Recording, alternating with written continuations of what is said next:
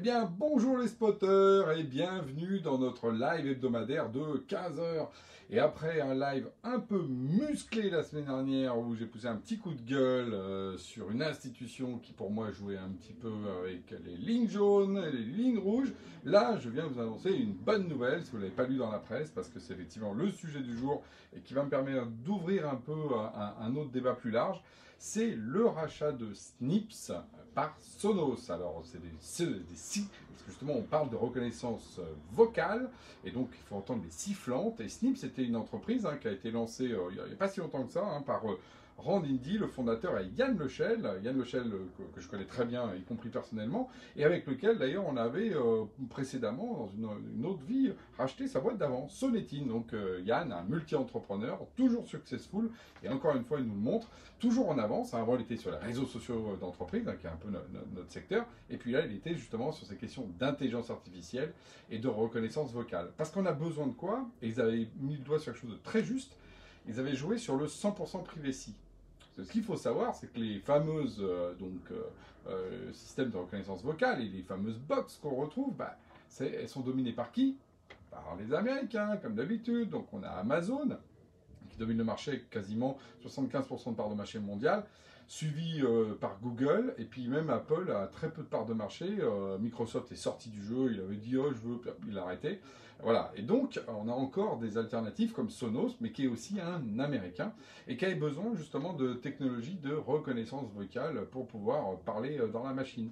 Et pour ça, ce que faisait Snips, enfin ce que fait Snips encore, ils ne sont pas encore totalement fusionnés, c'est tout simplement d'avoir quelque chose qui est embarqué et qui n'a pas besoin d'aller dans le cloud pour que justement ce que vous racontez soit entendu partout. Parce que ce qu'il faut voir, c'est que pour que la machine elle soit capable de répondre à OK Nathalie, parce que c'est comme ça que moi j'ai envie de l'appeler aujourd'hui, et bien typiquement il fallait bien que le système soit en marche en permanence. Et oui voilà, c'est ça le truc. Du coup, formidable, bon rachat, quasiment 40 millions. Il y avait eu en plus une boîte qui a eu beaucoup de levées. Par contre, il y a Avolta Partners, je ne sais pas si vous connaissez, qui a un fonds d'ailleurs très intéressant, a fait une étude que je vous invite d'ailleurs à télécharger, où il montre juste que, encore une fois, les multiples des exits des boîtes françaises, donc comme Snip, sont tout petits. Ils estiment entre 10 et 100 fois moins que les équivalents américains, ok, mais aussi allemands et anglais. Donc là, on voit bien qu'on a une problématique dans notre écosystème. Ok, on a mis beaucoup d'argent pour justement faire grandir ces boîtes.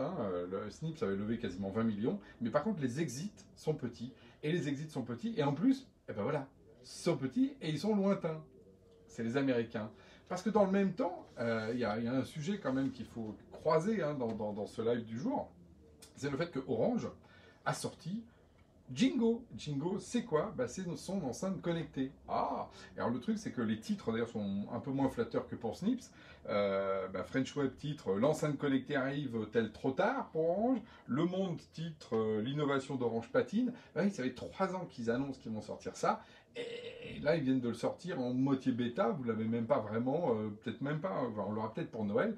Donc on comprend qu'ils arrivent, mais longtemps après la bataille, ce qui est un problématique pour l'innovation effectivement d'Orange. Et là, tout d'un coup, évidemment, vous vous dites, mais je comprends pas, ça fait 3 ans qu'il patine et qu'il y avait une boîte française qui était là, oui, Snips, alors c'est un vrai rendez-vous manqué.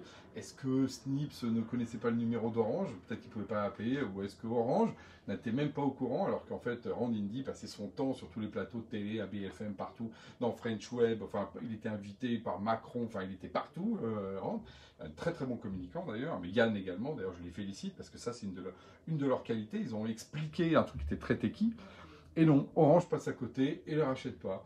Et j'ai envie de dire, c'est un double rendez-vous manqué parce que de toute façon, c'est pas fait. Donc ça prouve aussi qu'Orange, plutôt que de prendre une accélération locale dans une économie circulaire, comme d'habitude, vous savez, avec qu'est-ce qu'il y a dans la Jingo? Il y a du Amazon. Voilà, donc vous avez du Amazon qui est aujourd'hui dans le Jingo, le truc d'Orange. Vous dites, ouais, c'est super, c'est normal, tout va bien. Alors qu'il y avait Snips qui était à même pas 2 km. Mais de toute façon, si ça se trouve, je n'ai pas d'infos confidentielles, donc voilà, mais si ça se trouve, il y a même eu des discussions, mais généralement Orange sous-paye ses rachats. Voilà. Donc en fait, typiquement, il y a peut-être eu des rapprochements, mais sauf qu'il n'y avait pas de valorisation. Donc on voit bien le problème français, c'est là-dessus, c'est qu'on met beaucoup d'argent dans les startups, mais après, les grands groupes joue pas le jeu. Et là, c'en est flagrant. On avait Orange, il avait une stratégie, il avait un acteur local qui avait les capacités de le faire, qui était incroyable parce que les Américains prennent ce qu'il y a de meilleur, je rappelle, au monde. Bah non, ils sont passés à côté et Orange finit par s'infuser le truc des Américains Amazon qui va lui coûter une blinde et qui, en gros, il est vassalisé par Amazon. Tant pis pour toi, Orange. Tu avais une possibilité de le faire, tu l'as pas fait. Enfin, encore une fois, les grands groupes sont vraiment dans cette espèce de répétition de l'histoire. Là où je dirais que les start-upers, et Yann, je te félicite, lui, je suivi le chemin de l'accélération, de la mondialisation et de la réussite. Donc bravo à eux, c'est une belle réussite française. Même si ça finit dans les camps américains, on finira un jour par ce que ça reste un peu dans la famille. Sur ce, je vous dis à la semaine prochaine.